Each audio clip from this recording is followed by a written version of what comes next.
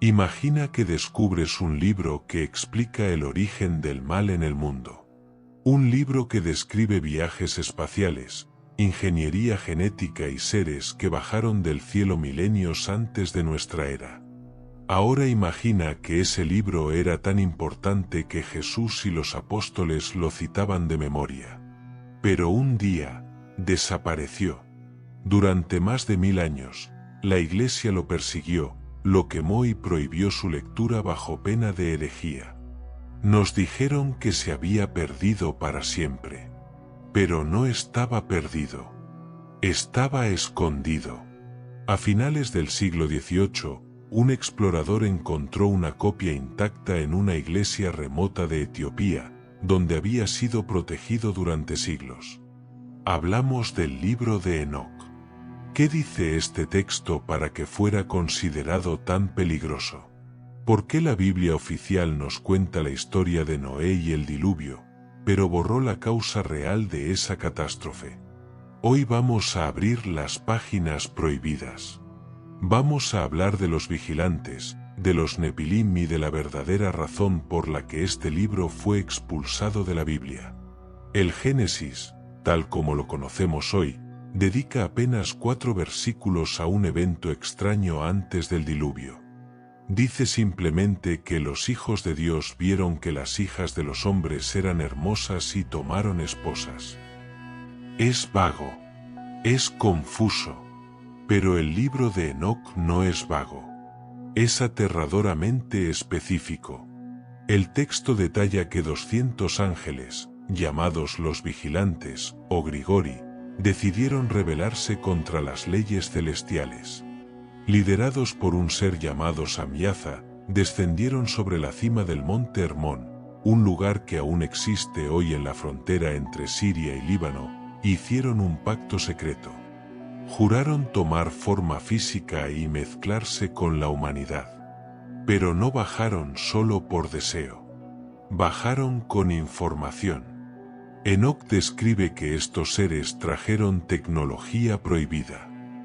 Enseñaron a los hombres a fabricar armas de guerra, espadas y escudos, cuando la humanidad aún vivía en paz. Enseñaron a las mujeres el uso de cosméticos, hechicería y el aborto. Enseñaron astronomía y meteorología. Básicamente, aceleraron la evolución humana de forma artificial y violenta.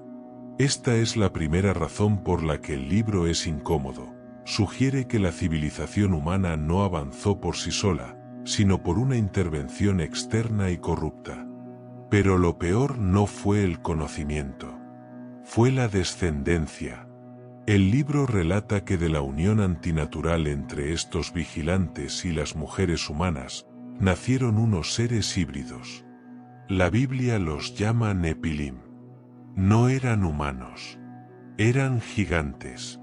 El texto dice, ellos devoraron todo el trabajo de los hombres. Y cuando los hombres ya no pudieron sustentarlos, los gigantes se volvieron contra ellos y devoraron a la humanidad. Es una escena de terror.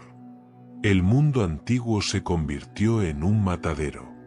La corrupción genética era tal que, según Enoc, incluso los animales fueron alterados. Aquí es donde la historia del diluvio cobra un sentido totalmente nuevo. Siempre nos han dicho que Dios envió el diluvio porque los hombres eran malos. Pero Enoc revela que el diluvio no fue un castigo, fue una operación de limpieza sanitaria. La sangre humana estaba contaminada. El ADN de la creación estaba corrupto. Noé fue elegido no solo por ser moralmente bueno, sino porque era, cito textualmente, perfecto en sus generaciones. Es decir, su genética seguía siendo puramente humana. El libro de Enoc convierte el diluvio en una guerra biológica para salvar a la especie humana de la extinción total a manos de estos híbridos. Entonces, si este libro aclara tantas dudas, ¿por qué lo sacaron? Durante los primeros siglos del cristianismo, padres de la Iglesia como Tertuliano o San Justino Mártir lo consideraban sagrado.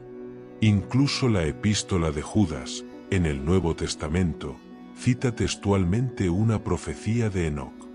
Sin embargo, en el siglo IV, algo cambió. La Iglesia se estaba institucionalizando. Necesitaba orden, control y doctrinas simples. El libro de Enoc era demasiado fantástico. Hablar de ángeles rebeldes que enseñan tecnología y tienen hijos gigantes sonaba demasiado a mitología pagana, demasiado parecido a las historias de los titanes griegos. Además, el libro ponía demasiado énfasis en el juicio final y en la corrupción de los ángeles, lo cual incomodaba a una jerarquía eclesiástica que quería centrarse solo en la redención a través de la Iglesia. En el Concilio de la Odisea, el libro fue oficialmente prohibido. Se dejó de copiar. Se dejó de leer. Y poco a poco, Occidente olvidó que existía. Solo la Iglesia etíope, aislada en las montañas de África, se negó a obedecer a Roma y guardó el libro como parte de su Biblia oficial hasta el día de hoy. Hoy, gracias a los hallazgos en las cuevas de Qumrán en 1947, sabemos que el libro de Enoc era real. Encontramos fragmentos que demuestran que era un texto fundamental para los judíos de la época de Jesús. Al prohibirlo, la Iglesia nos quitó el contexto. Nos dejó con un Génesis recortado y difícil de entender. Quizás el verdadero miedo de la Iglesia al prohibir este libro no era que pareciera fantasía. Quizás el miedo real era admitir algo mucho más perturbador, que no estamos solos. Y que la historia del progreso humano no es lo que nos contaron. El libro de Enoc nos dice que la metalurgia, la guerra, la cosmética y la manipulación genética no fueron inventos humanos. Fueron regalos envenenados. Fueron tecnología transferida por entidades que no eran de este mundo para acelerar nuestra destrucción. El texto dice que los vigilantes, esos ángeles rebeldes, fueron encadenados en la oscuridad hasta el día del juicio. Sus cuerpos fueron aprisionados, pero ¿qué pasó con su conocimiento? Mira a tu alrededor hoy. Ingeniería genética, inteligencia artificial, armas capaces de borrar ciudades enteras en un segundo. ¿Realmente estamos inventando todo esto nosotros? ¿O simplemente estamos recordando las lecciones prohibidas que nos enseñaron hace miles de años? Los gigantes murieron en el diluvio, sí, pero las ideas son a prueba de agua. Y parece que el secreto de los vigilantes sigue vivo, pulsando en el corazón de nuestra civilización moderna. Pero esa conexión entre la tecnología antigua y el juicio divino es una historia que merece su propio capítulo. Porque hay un relato en la Biblia que describe algo muy parecido a una detonación de energía avanzada. Una mujer que se giró y fue desintegrada al instante.